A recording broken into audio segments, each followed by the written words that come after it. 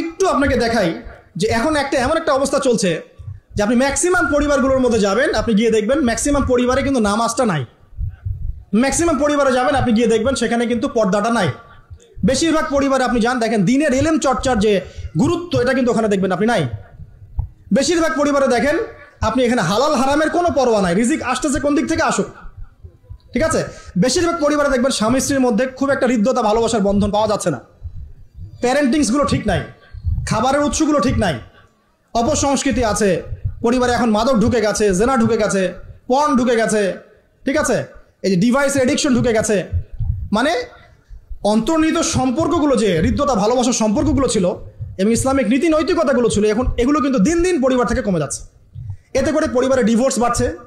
যেমন প্রতি 1 ঘন্টায় ঢাকায় একটা করে ডিভোর্স হয়, মানে প্রতি 24 ঘন্টায় 24টা ডিভোর্স ঢাকায় হয়, এবং আমেরিকার মতো কান্ট্রিতে প্রতি 13 সেকেন্ডে একটা করে ডিভোর্স হয়, ঠিক আছে।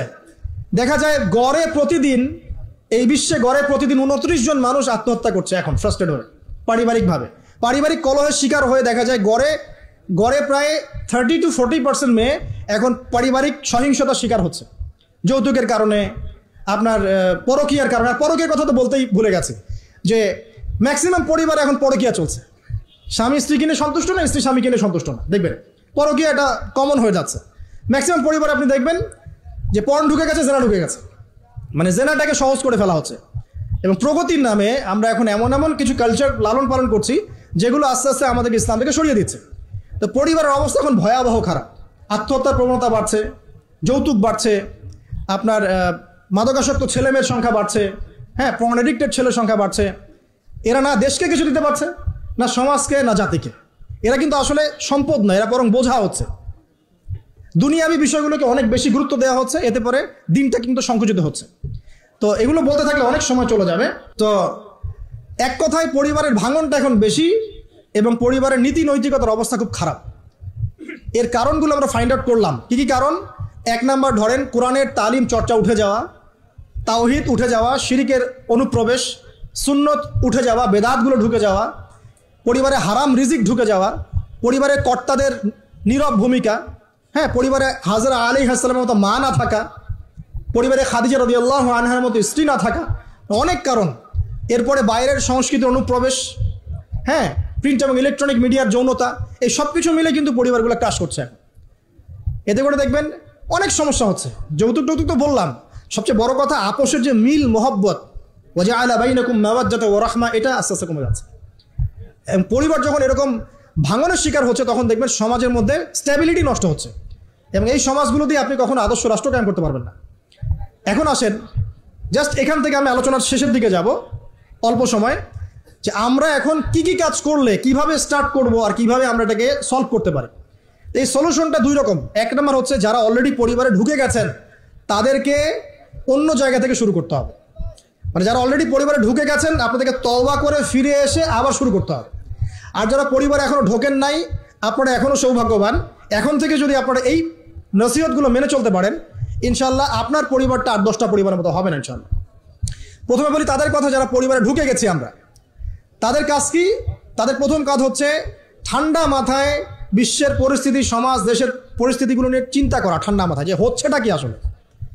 যখন দেখবো যে না আসলে ভালো কিছু হচ্ছে না, খারাপ হচ্ছে, তখন আপনার ভুলটা কোথায় সেটা আপনাকে ফাইন্ড আউট করতে হবে।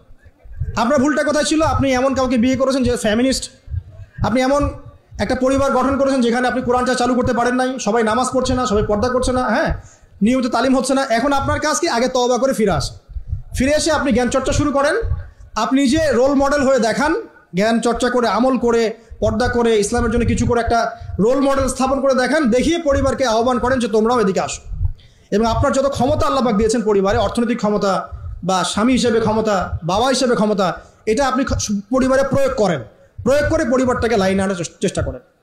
এরপরে চেষ্টা করতে করতে করতে করতে যদি কোনো কাজই না হয় শেষ পর্যন্ত, অ্যাটলিস্ট আপনি আপনার দায়িত্ব পালন করেছেন। এখন তাদের ভার আল্লাহর হাতে ছেড়ে দেন, আপনি আপনার কবরের ফিকির করেন, ব্যাস। যার যার হক তাকে দিয়ে দেন, নিজের হকটা আল্লাহর কাছে চেয়ে নেন। আর দ্বিতীয় হচ্ছে তারা যাদের পরিবার এখনো শুরু হয়নি, আপনারা কিভাবে স্টার্ট করবেন। প্রথমে বলবো জ্ঞান চর্চা এখনই করে নেন, জ্ঞান অর্জনটা এখনই করে নেন। পরিবার গঠন হয়ে গেলে অনেক রেসপন্সিবিলিটি আসবে, তখন ডিফিকাল্ট। তো জেনারেল লাইনের পড়া, ইসলামিক পড়া একটা ব্যালেন্স করেন, আমি বলছি না জেনারেল পড়া ছেড়ে দেন, আমি এটা কখনো বলি নাই। ওটা পড়াশোনা করেন, ইসলামিক পড়াশোনাগুলো করেন, একটা ব্যালেন্স করেন, করে আপনি 5 ওয়াক্ত নামাজ শুরু করেন, আল্লাহ রাস্তায় সময় লাগান, কোরআন তেলাওয়াত করেন, আলেম ওলামার সোহবতে যান, হ্যাঁ, আত্মশুদ্ধিমূলক কাজ করেন, সমাজ কল্যাণমূলক কাজ করেন। পাশাপাশি আরও বলবো যে দিনই কাজে ব্যস্ত থাকেন, দিনই কাজে ব্যস্ত থাকেন, ভালো কাজে ব্যস্ত থাকেন। এভাবে নিজের ভিতরটাকে আগে পরিশুদ্ধ করে নেন। এরপর আপনি একটা হালাল রিজিকের চেষ্টা করেন, একটা হালাল পবিত্র রিজিক হোক, সেটা কৃষিকাজ। লজ্জার কিচ্ছু নাই, কৃষিকাজ লজ্জার কোনো প্রফেশন নয়, গর্বের প্রফেশন। কারণ আল্লাহ পাক বহু নবীকে রাখালি করিয়েছেন, পশুপালন করিয়েছেন। জানেন, মুসা আলাইহিস সালামকে আল্লাহ পাক পশুপালন করিয়েছেন 8 বছর 10 বছর।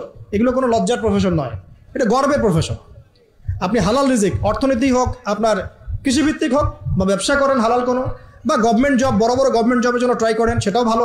যদি না পান, বেসরকারি জব পান, আলহামদুলিল্লাহ। খেয়াল রাখবেন, জব করতে গিয়ে, ব্যবসা করতে গিয়ে এবং রিজিকের সন্ধান করতে গিয়ে আপনার নামাজ যেন ছুটে না যায়, আপনার রিজিকে হারাম যেন ঢুকে না যায়, আপনাকে যেন সুদ খেতে না হয়, আপনাকে যেন ফ্রি মিক্সিংয়ে যেতে না হয়, এগুলো খেয়াল রাখেন। খেয়াল রেখে একটা হালাল রিজিকের সোর্স আগে বের করেন। প্রয়োজন উদ্যোক্তা হন, নতুন কিছু উদ্যোগ গ্রহণ করেন, উদ্যোক্তা হয়ে নিজে কিছু প্রতিষ্ঠা করে দেখান, এমন কিছু করেন। এরপরে আপনি বিয়ের ফিকিরটা করেন, রিজিকের ব্যবস্থাটাকে করে নেন, তারপরে ওদিকে যান। আপনার আপন ভাই হিসেবে আমি কথাগুলো বলছি, মনে করেন। এরপরে আপনি যখন বিয়ে করবেন, বললাম তো, মেয়ের জাস্ট দিনদারিতা দেখবেন। হ্যাঁ, এর উপর যদি সৌন্দর্য থাকে আলহামদুলিল্লাহ, বংশ ভালো হয় আলহামদুলিল্লাহ, মেয়ের অর্থ সম্পদ আছে আলহামদুলিল্লাহ। যদি এগুলোর কোনোটাও না থাকে, দিনদারিতা থাকে, জাস্ট ওটাকে দেখেন, আর কিছু দেখার দরকার নেই, কিছু দেখার দরকার নেই। এরপরে আরেকটা কথা বলতে ভুলে গিয়েছি, যে আপনি এই লেভেলে যাওয়ার আগে নিজেও পবিত্র থাকার চেষ্টা করেন। আপনি নিজে জেনায় যায় না, নিজে পর্নে যায় না, নিজে হারাম অ্যাফেয়ার্সে যায় না। যদি আপনি যান, তাহলে আল্লাহ পাক কিন্তু আপনাকে পবিত্র স্ত্রী নাও দিতে পারেন। এটাই আল্লাহ পাকের নীতি, যে একজন পবিত্র মানুষ পায়। ঠিক আছে, যে যেমন আল্লাহ পাক তাকে তেমন মিলিয়ে দেন, এটা আল্লাহ পাকের একটা সুন্নাহ। এর ব্যতিক্রম হতে পারে, কিন্তু আপনি যদি পবিত্র না থাকেন, আপনি পবিত্র স্ত্রী নাও পেতে পারেন। তা আপনি আগে নিজে পবিত্র থাকেন, তারপরে আপনি এখন মেয়ে দেখেন। আলহামদুলিল্লাহ, বললাম দিনদারিতা প্রাধান্য দেন। এখানে হাদিসে এটা বলা হয় নাই যে 4টা গুণ দেখে বিয়ে করো, বরং বলা হয়েছে 4টা গুণ দেখে সাধারণত বিয়ে করা হয়। ঠিক আছে, করো আদেশটা এমন নয়। কেউ টাকা দেখে, কেউ সৌন্দর্য দেখে, কেউ দেখে বংশ, তুমি দেখো দিন। নবীজি বলছেন তুমি দিন দেখো, নাহলে তোমার হাত ধুলোয় ধূসরিত হবে, মানে ধ্বংস হয়ে যাবে তুমি।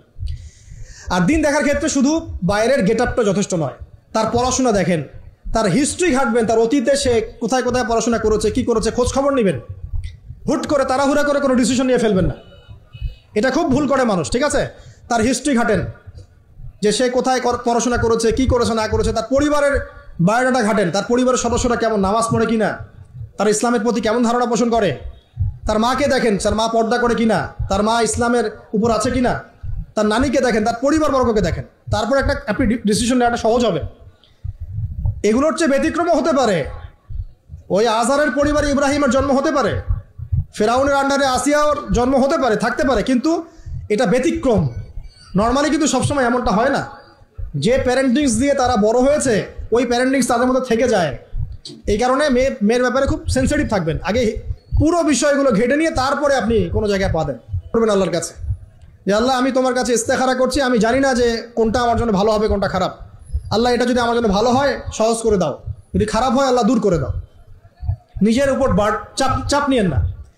তারপরে যদি দেখেন আলহামদুলিল্লাহ দিনদার, আর ডানে বামে দেখার দরকার নাই। যদি আপনি আপনার মনের মতো দিনদার পবিত্র একজন মেয়ে পেয়ে যান, আর যদি সে সুন্দরীও হয় মাশাআল্লাহ, আর ভালো বংশের হয়, তাহলে সারাটা জীবন তাকে নিয়ে কাটিয়ে দেন, সারাটা জীবন তাকে নিয়ে কাটিয়ে দেন, আপনি হ্যাপি হবেন ইনশাআল্লাহ।